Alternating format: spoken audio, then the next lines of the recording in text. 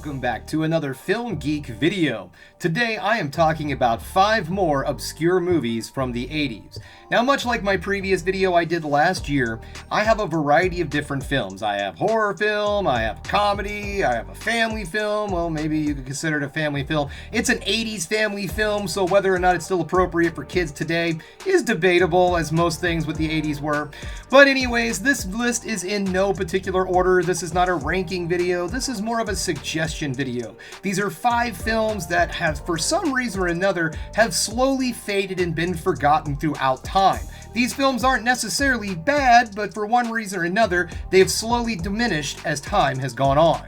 So let's get this started, shall we, with our first film, 1987's Disorderlies. Disorderlies is directed by Michael Schwartz, and it's starring 80s rap group The Fat Boys. This film tells the story of 3 horribly incompetent medical professionals who are working at a nursing home. They are let go from their nursing home because, well, they're horribly incompetent. But don't worry, they're quickly hired by a dying old man's nephew. And the only reason that they are hired by this nephew is because they're horribly incompetent medical professionals. You see, this nephew has bets all over town, and he has lost a ton of money to a lot of scary guys. And so he decides to just kind of sit and wait for his uncle to die. But why sit and wait when you can just hire horribly incompetent medical professionals to just be horribly incompetent medical professionals? Guys, this is an absolute goofball 80s comedy. This film relies very heavily on slapstick and visual gags. It does have some jokes that haven't aged perfectly well, but overall this is a really funny movie. And a lot of that relies on the Fat Boys themselves and the chemistry that these guys have together. They are a lot of fun. Now, this movie isn't like the greatest film in the world by any means. It does definitely have its flaws, and it is excruciatingly silly. But what this movie is an absolutely amazing time capsule into the over commercialization and consumption of the 1980s. This film is something that if you want to go, hey, can I watch a really 80s movie? What do you got for me? This is a movie that I am going to suggest for you. This movie can be found out there for streaming services and all, but I also have a physical copy, and I want to bring this up because I think this is neat. This is Rahar. It's a DVD. It is from Warner Brothers Archives. Now, what makes Warner Brothers Archives kind of unique when it comes to collectors is that they print all of these when you order them. So there's not like a big warehouse filled with copies of Disorderlies by any means. But rather than making this completely out of print, Warner Brothers will just print you a copy when you order it. It does take a little bit longer to get to you than a normal thing, but at the same time, where else are you going to find Disorderlies? Well, actually, you can find Disorderlies if you're in the mood to watch just an absolutely goofball, silly, slapsticky comedy from the 80s. You can find it out there streaming with commercials on streaming services such as Tubi. Actually, I think it's only on Tubi TV, come to think of it. Or you can go ahead and purchase yourself purchase yourself a personally pressed copy of Disorderlies. It almost makes you feel kind of fancy knowing that you got a personally pressed copy of The Fat Boys, Disorderlies. Just a quick warning too, this film might be rated PG, but let's remember, this is an 80s PG. There is a little bit of light nudity from a distance, and I kind of think that they never thought that a film like this would be presented in a higher definition other than TV, VHS, and film, because you can pretty well clearly see a skinny dipping scene in this film. So I'm not really sure if it stands up by today's criticism on what a PG or even a PG-13 movie is. So just a little warning, if you're like, I remember Disorderly from when I was a kid, I'm gonna sit down with a big old bag of popcorn and my kiddos and watch Disorderlies. Is that a naked woman? So just a warning. Next up, we're diving into the world of science fiction with 1983's Spacehunter, Adventures into the Forbidden Zone. Spacehunter, Adventures in the Forbidden Zone is directed by Lamont Johnson, and it's starring Peter Strauss, Molly Ringwald, Ernie Hudson, and Michael Ironside as Overdog. Fun fact about this film, when we're introduced to the main character, Wolf, played by Peter Strauss, we hear a voice. I got a lot of messages for you, Wolf. We got a transmission from a guy on Omega-6. He's got 8 tons of beryllium scrap. He wants you to pick it up as soon as you can. And the police called from the 42 sector. You got 105 parking tickets. I think you should take care of that. That voiceover is none other than Harold Ramis. So what is the plot of this movie? Well, it tells the story of bounty hunter Wolf, who's out on a mission to try to find 3 women who have crash landed on a very, very nasty planet in the Forbidden Zone. Hence, adventures in the Forbidden Zone, because it is forbidden to be there, because it's dirty and nasty, and it's ruled by Overdog. Now, this film may sound like pure 80s schlock, which it almost is. But where this film really stands aside from a lot of other Star Wars clones of its time is that it really put a lot of work and effort into its set design. A lot of the 3D models in this film look really good, and the special effects honestly hold up fairly well for the time period it was made. This film, despite the fact it is kind of schlocky, and it is a Star Wars clone, because let me tell you guys, it's definitely starring not Han Solo and not Lando Calrissian. But all of that aside, this film is a lot of fun, and it's a really great little look into the sci-fi time of the 80s.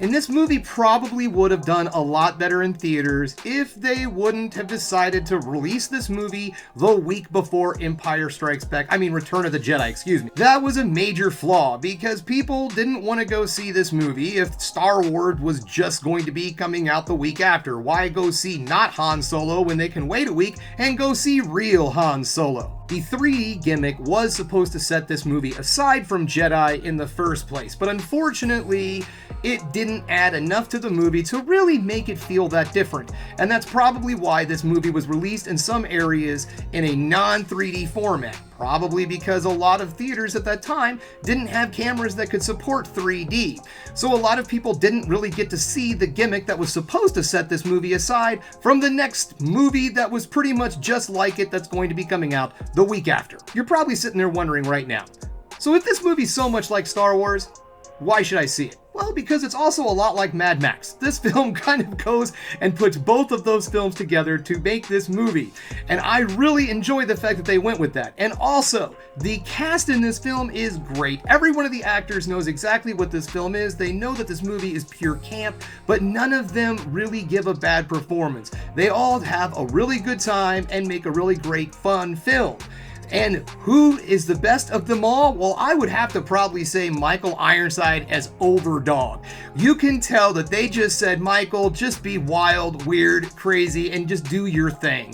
Because you can tell that he is just unleashing all of his campy, schlocking, over-the-top, scene-chewing, scene-stealing performance in this film. So if you're a fan of him as a villain, I highly recommend checking this one out, especially because it's early on in his career, so it gives you a good idea of where this gentleman's going to be going from here on out. Now, if you're interested in Spacehunter: Adventures in the Forbidden Zone, you can currently find it streaming with commercials at our good friends at Tubi. That brings us to the third movie on our list, a film that for the longest time in my life I honestly thought was a fever dream, 1985's The Peanut Butter Solution. The Peanut Butter Solution is directed by Michael Rubio, and it's starring Matthew Mackie, Silik Seysonazi, and Allison Darcy. The Peanut Butter Solution tells the story of a boy who sees something so scary it makes all of his hair fall out. Trying to figure out how to grow back his hair, he comes upon a magic solution that allows his hair to grow back. Only problem is, that hair doesn't stop growing. Then you find out that this hair has magical properties. When you use it as a paintbrush, it can make whatever you imagine come to life. It opens like a world, like a secret portal to another world that you paint. This movie, for the longest time in my life, I thought was a fever dream. My sister and I used to watch this movie on HBO, and this film, I honestly believe, was my introduction into some of my favorite forms of horror.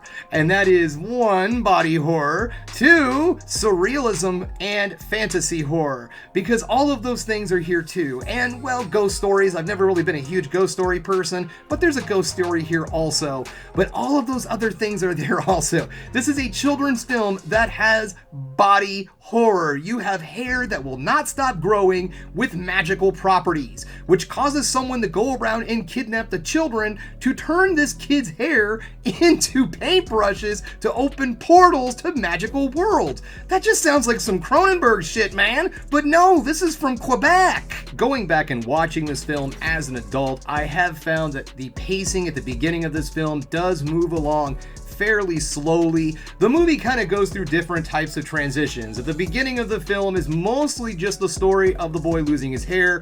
Then you move into the mystery of the missing kids, and then it goes to the magical portal thing with the surrealism and all this other stuff.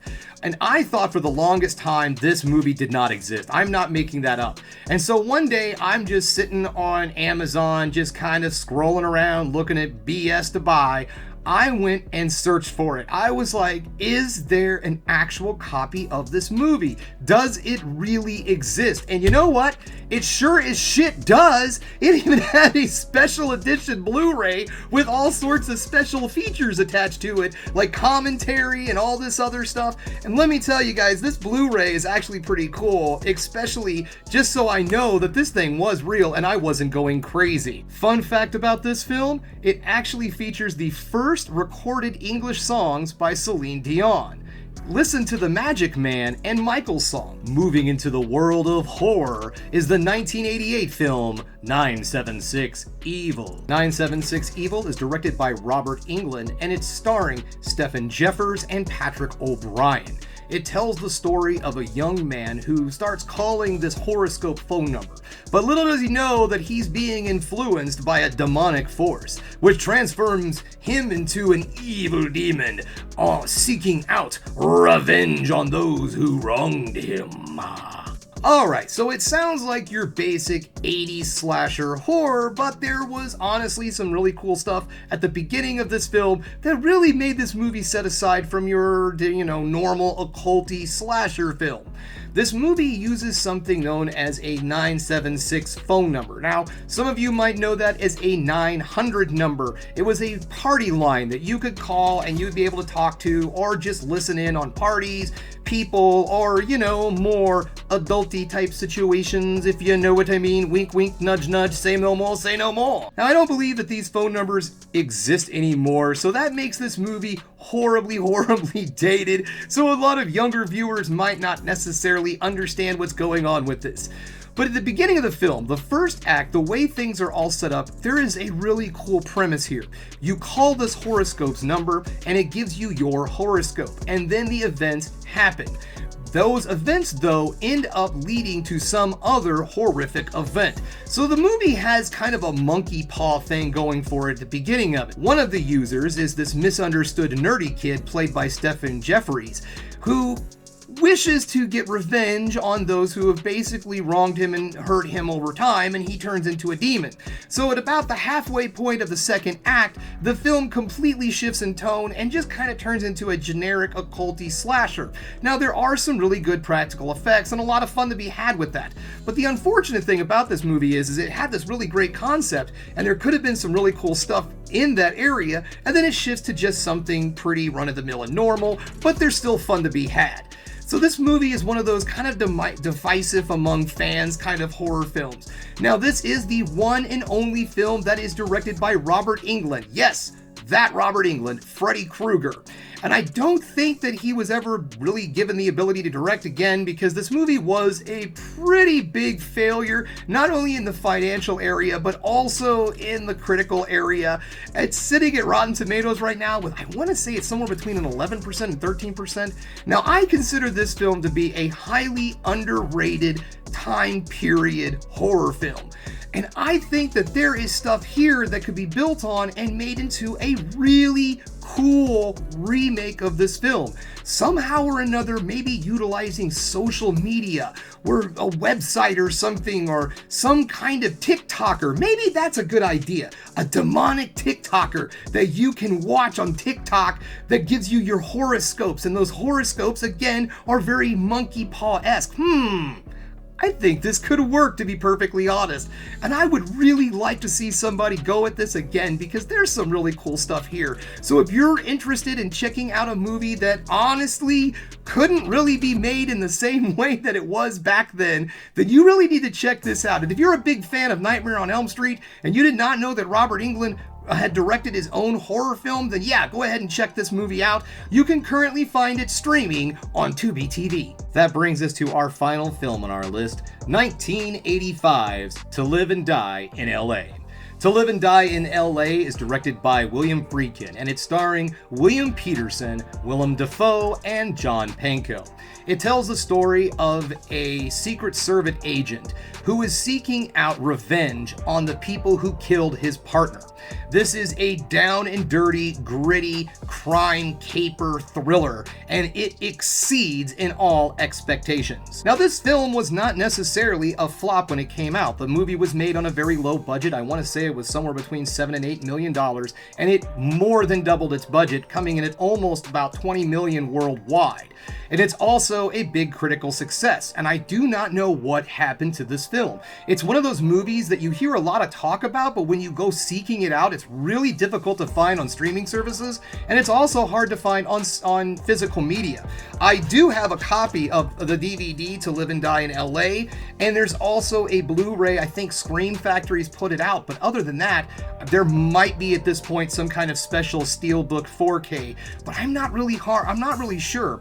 This movie can be found right now streaming on Prime for members, and it does that sometimes. It kind of floats around on that streaming service, but I don't really see it anywhere else. So what makes this movie so great? Well, first off, let's just start with the director, William Friedkin. What do we know him from? Well, two big movies come to mind, The Exorcist and The French Connection. So not only is he a master of horror, he is also a master of gritty crime action films. So here we are with the latter, and he definitely delivers in this film. And one of the things that he really delivers on is the action. In The French Connection, one of the things that film is very well known for is its car chase sequence. So William Friedkin decided with this film, he's going to go all out and top his chase sequence in The French Connection, because William Friedkin really needed a win when this movie came out. He had spent a lot of time with a lot of flops. From the late 70s into the early 80s, he was not doing so hot when it came to hits. And so he really needed something. And with on such a limited budget, he really didn't have a lot of areas that he could go in. So rather than hiring really well-known names in this movie, he seeked out a bunch of really unknown actors at the time.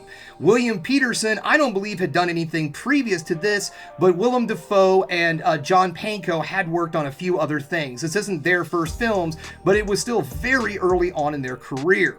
So even the actors themselves had a lot riding on the success of this film, so they deliver in outstanding performances. If you are a lover of police gritty crime, this is definitely a film you need to check out. I found this film years ago. I want to say it was in my early 20s. There was a video store in an area of the city we call Westport. It's an entertainment area. There's bars, restaurants, and all. And there was a video store over there called Valentine Video. And this guy always had like the weirder, harder to find stuff. So I was a huge Tarantino fan, and I went in there and I asked him, hey, do you have anything similar to the grittiness and the crime of a Tarantino film? And he's like, well, there's To Live and Die in LA. And from this day on, thank you for suggesting that film, because it's easily in some of my top films of all time. Now let's talk about that chase sequence. I said that he was trying to top the chase sequence in The French Connection, and guys, he pulls it off. This is one of the most amazing chase sequences of its time period ever filmed. The amount of camera work and things that had to happen, the choreography and all that went into making this chase sequence is just not something that they're going to do today. Let me put it to you this way. A chase sequence like this in today's world, most of it would have been CGI. But nope, in this one, we get to see the real freaking deal. Some of the really cool aspects of this chase sequences is that there's cameras inside the vehicle with William Peterson and John Pankow while they're going through the chase sequence. So you got to feel the intensity and the anxiety of the two characters. And it is so amazing the way this whole sequence was done. So if you're a lover of action films and you have not seen this movie, you definitely owe it to yourself to check it out. And really, it's weird because it's the only film on this list that isn't found on Tubi. It's found on Prime for members. Or go ahead and grab that physical copy because you know how I feel about that. So there you have it, guys. A list of 5 obscure movies from the 80s that I highly recommend. So saith me, the Film Geek. So thanks again for checking out The Film Geek. If you liked what you saw here today, go ahead and subscribe to the channel, ring that bell for notifications, and give me the old thumbs up so I know you like what you're seeing. And if there's one more thing you can do, folks, that is keep watching movies. You know I'm gonna.